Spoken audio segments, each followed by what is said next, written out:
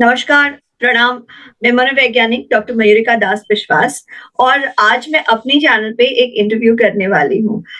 एक बहुत ही खास गेस्ट के साथ जो रेडियो जॉकी रहे हैं, जो जब बात करते थे तो मुंबई के 70 लाख लोग उनको सुनने के लिए व्याकुल हो जाते थे। उन्हें सुनना चाहते थे, उनकी बातें समझना चाहते थे। वो जो गाने सुनाते थे, उन गानों पे झूमना चाहते थे। वो एक एक्टर है और बहुत सारी फ़िल्मों में उन्होंने बढ़िया काम किया है, यादगार रोल किए हैं। मुझे उनका बंदिश बैंडिट का रोल अभी भी याद है, जहाँ पे उन्होंने एक इम्पैक्टफुल फादर का रोल किया है। कई जगहों पे उन्होंने हमें अपने एक्टिंग से बिल्कुल मंत्रमुग्ध कर दिया है। आज मेरे साथ है मिस्टर हर्ष सिंह। प्रणाम हर्ष, कैसे हैं आप? नमस्कार। बहुत अच्छा। Thank you so much. बहुत ही ज़्यादा उम्दा इंट्रोडक्शन हो गया, ज़रूरत से ज़्यादा बड़ा हो गया, बट बहुत-बहुत शुक्रिया। अ, हर्ष, व्यूअर्स सोच रहे होंगे कि आज मैं मनोविज्ञान की बात आपसे किस तरीके से करूँगी। तो मुझे ऐसा लगता है कि अभिनेता मनोविज्ञान के बारे में बहुत कुछ जानते हैं। इनफैक्ट एक अभिनेता बनना मुंबई में, वो अपने आप में साइकोलॉजी में एक अलग-सी मास्टरी करा देती होगी। सही कहा आपने। एक तो टेक्निकली आपको जानना पड़ता है बिकॉज़ अगर आप कोई कैरेक्टर प्ले करना चाहते हैं, कोई इंसान प्ले करना चाहते हैं, तो आपको थोड़ा सोचना पड़ता है कि ये इंसान किस किस्म का है और ऐसी स्थिति में इस किस्म का एक्शन क्यों करेगा। तो वो थोड़ा आपको पहले से ही सोचना पड़ता है। फिर मुंबई में सर्वाइव करना, मुंबई में कामयाब होना, झेलना मुंबई को, लोगों को, हमारे प्रोफेशन के अप्स एंड डाउन्स को, वो अलग ही एक कहानी है, जो कि आपको अपने आप को स्थिर रखना पड़ता है। अम, संयम मेंटेन करना पड़ता है। तो हाँ, वो भी एक पूरी क्लास है मनोवैज्ञानिक की। तो मेरा पहला सवाल इसी चीज़ को लेकर है कि मैंने देखा है कि एक्टर्स, स्पेशली आपको मैंने एक मंच पे बात करते हुए देखा, जहाँ पे बहुत सारे लोग बात कर रहे थे, बहुत सारे लोग प्रोत्साहित कर रहे थे और वो बहुत ज़्यादा एक्साइटेड थे या फिर वो घबरा रहे थे क्योंकि बहुत सारे लोग थे। लेकिन जब मैंने आपको बात करते हुए सुना, अ, कितने सुंदर तरीके से आपने कम समय में एक बहुत ही भावुक और इम्पोर्टेंट बात कह दी। तो ये कह पाने का गुण कैसे इंसान डेवलप करे? क्योंकि में से सारे लोगों को जब भी कब कुछ महत्वपूर्ण कहना होता है ना, किसी को प्रपोज़ करना है, अपने पेरेंट्स के साथ डिसएग्री करना है, नहीं, मैं इस कॉलेज में नहीं जाऊँगा, मैं इसी लड़की से शादी करूँगा, तो हम बहुत ज़्यादा भावुक हो जाते हैं। हमारे अंदर जो इमोशंस होते हैं वो हमारे कंट्रोल में नहीं रहते और फिर उसके ऊपर मुँह पे कंट्रोल नहीं रहता। हम लोग करके कुछ ना कुछ बोलने लगते हैं। लेकिन सही। वो धीरज, वो धैर्य कैसे बनाएँ जो एक उम्दा एक्टर में होती है? एक तो उम्र बिकॉज़ आपको उम्र और धक्के ज़िंदगी के सिखा देते हैं कि जब आप ज़रूरत से ज़्यादा लोगों के सामने बोलते हैं एंड वो कहते हैं कि ये एक it's part and parcel of life. आप लोगों के सामने गलतियाँ करेंगे, उल्टा-सीधा बोलेंगे, फिर उसका उसका कर्म का वो भुगतान भी आपको करना पड़ेगा। तो मुंबई में ये थोड़ा बहुत सीख लिया है। पर आई थिंक सबसे अच्छा मेरा ट्रेनिंग ऐसा रहा था कि मैं जब रेडियो में था, तो हमें ये बताया गया था कि आपको जो बात कहनी है, जो आप 1.5 मिनट में कह सकते हो, वो आप 30 सेकंड में कह सकते हो। तो हम बहुत आर्ग्यू करते थे जब हमको कहा जाता था, "ये ऐसा कैसा? हमने ऐसे सोचा है, भावना है।" उन्होंने बोला कि जो आपकी पहली सोच है, जो आप इंस्टिंक्ट पहला रिएक्शन है किसी भी बात का, वो गलत है।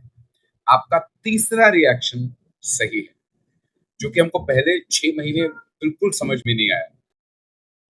तो एक तो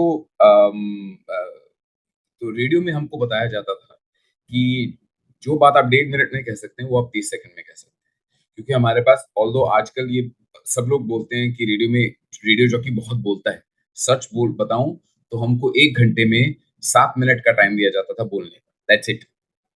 लेकिन लोग ये सोचते थे क्योंकि इतने एड्स आते थे वगैरह-वगैरह कि रेडियो जॉक बहुत बोलता है, तो हमें सिर्फ 7 मिनट का टाइम मिलता था 1 घंटे में पूरा, कि आप सिर्फ 7 मिनट बात करें। तो जो भी बात कहनी है संक्षेप में कहिए। तो एक आदत सी पड़ गई है। कुछ बोलने से पहले सोच समझ के बोलने की आदत पड़ गई थोड़ा कि अगर कहना ही है, अगर आपने अपना प्रस्ताव किसी के सामने रखना है, किसी को इन्फ्लुएंस करना है, किसी को इमोशनली प्रोवोक करना है, तो ज़्यादा बोलने से अ, बंदा ब्लॉक हो जाता है। तो आप कम कहिए, इम्पैक्टफुल कहिए, सोच समझ के कहिए और दूसरे इंसान को एग्ज़ैक्टली क्या आप उसको क्या भावना देना चाहते हैं, वो सोच के कहिए। तो ये अब एक थोड़ा इंस्टिंक्ट सा हो गया है। ऑल्सो अगर आप एक्टिंग करेंगे, जब आपको एक स्क्रिप्ट मिलता है, तो आपको ऑलरेडी जो शब्द आपने बोलने हैं, आपको मिल चुके हैं, करेक्ट?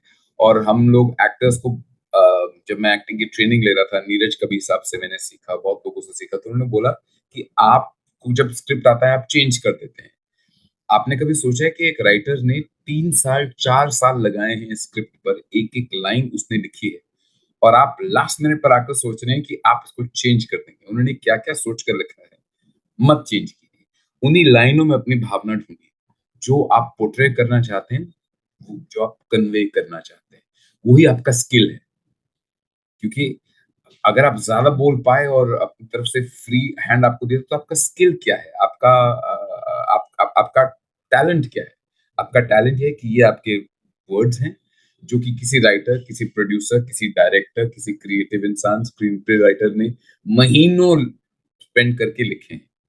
अब आपको उसमें वही भावना ढूँढनी है, जो कि डायरेक्टर आपसे चाहता है कि आप पोर्ट्रे करें। सो आई थिंक एक वो सोच से आप सोच एक इंसान एटलीस्ट मैं ओवर द इयर्स इस तरह की मेरी भावना हो चुकी है कि चीखने चिल्लाने से आजकल एज इट इज दुनिया में इतना इनपुट है, आवाज और शोर इतना ज्यादा है, जितना आप चीखेंगे चिल्लाएंगे उतना इम्पैक्ट नहीं होगा। लोग अ, भर चुके हैं। The moment you get louder, जितना उतना वो आपको ब्लॉक करते हैं। आप न्यूज़ चैनल्स में देख ही सकते हैं, जितना एक समय था सब चिल्लाए एंड नाउ इट्स ऑल चिल्ला रहे हैं तो क्या बड़ी बात है? There is no emotion to it. लेकिन जब कोई कामली बोलेगा कि 1 मिनट, ये मेरा प्रस्ताव है, इम्पैक्ट ज़्यादा होगा। ये आपने एक बहुत महत्वपूर्ण बात कही कि हम हमेशा कोशिश करते हैं सामने वाले को प्रभावित करेंगे अपने वचन से, अपने आर्ग्यूमेंट्स से। मैं बहुत सारे आर्ग्यूमेंट्स प्रस्तुत कर दूँगी, तो मेरी बात से कन्विंस हो जाएँगे। लेकिन शायद बहुत सारे आर्ग्यूमेंट्स प्रस्तुत करने की ज़रूरत नहीं है। एक ही बात को 4 बार, 5 बार बोलने की ज़रूरत नहीं है। लेकिन हमें हमारे इमोशंस और नॉन वर्बल कम्युनिकेशन के ऊपर ध्यान देना पड़ेगा। अगर हमारे हाँ, नॉन वर्बल कम्युनिकेशन को हम तगड़ा कर लेंगे, तो हमें बार-बार कुछ बोलने की ज़रूरत नहीं है, हमें ज़ोर से बोलने की ज़रूरत नहीं है, हमें बहुत सारे आर्ग्यूमेंट्स भी ढूँढ के लाने की ज़रूरत नहीं है। ये इसमें एक और बहुत बात मैं ऐड करना चाहूँगा कि आई थिंक जो लोग 4-4 बारी बोलना चाहते हैं एंड मतलब ये क्रिटिसिज़्म नहीं है, वो खुद अपनी बात से कन्विंस नहीं है। इसीलिए वो 4-4 बारी और ऊँचा और शोर मचाकर बोलना चाहेंगे बिकॉज़ वो सोचेंगे कि अगर ये जो मेरे सामने इंसान है जिसको मैं प्रभावित करने की कोशिश कर रहा हूँ, अगर वो मान गया मतलब मेरा आर्गुमेंट सही है। पर वो सच नहीं है। आपको खुद अपने आप पर research is the wrong word, पर मतलब आपको खुद सोचना पड़ेगा। अपनी आर्गुमेंट को खुद अपने मन में डायसेक्ट करना पड़ेगा। मंथन जब तक करना जब पड़ेगा, अंदर ही अंदर एग्ज़ैक्ट सोचना, इंट्रोस्पेक्शन। इंट्रोस्पेक्ट करना पड़ेगा और एक बारी अपने अपने खुद की आर्गुमेंट को क्लियर कर लिया खुद के लिए और आप कन्विंस्ड हैं, फिर दूसरे को कन्विंस करना एक इतना ज़रूरी नहीं होता और दूसरा इतना मुश्किल नहीं होता। पर ज़्यादातर लोग खुद कन्विंस नहीं होते, उनको लगता है कि अगर 2 लोग मेरी बात मान जाएँगे, तब मेरी बात में दम ज़्यादा है, जो कि सच नहीं है, क्योंकि हर एक इंसान अकेला है। आपको खुद पता होना चाहिए कि आप किस बात पर आर्ग्यू कर रहे हैं, आपका प्रस्ताव क्या है, आप क्या सोच रहे हैं, हर एक चीज़ के बारे में आपका खुद का एक क्लैरिटी होना चाहिए for everything in life I believe. ये तो बहुत इम्पोर्टेंट बात कही आपने। इनफैक्ट इस पे बहुत सारा शोध भी ये बताता है कि जो लोग खुद बहुत कन्विंस्ड होते हैं, जिनका कन्विक्शन स्ट्रॉन्ग होता है, उनमें अपने पर विश्वास है, आत्मविश्वास है, तो अगर वो गलत चीज़ को लेके भी आत्मविश्वास रखते हैं, तब भी लोग उनके प्रति आकर्षित हो जाते हैं। तो आत्मविश्वास अपने आप में लोगों को आकर्षित करता है, हमें लोगों को खींचने की ज़रूरत नहीं है। Correct, correct.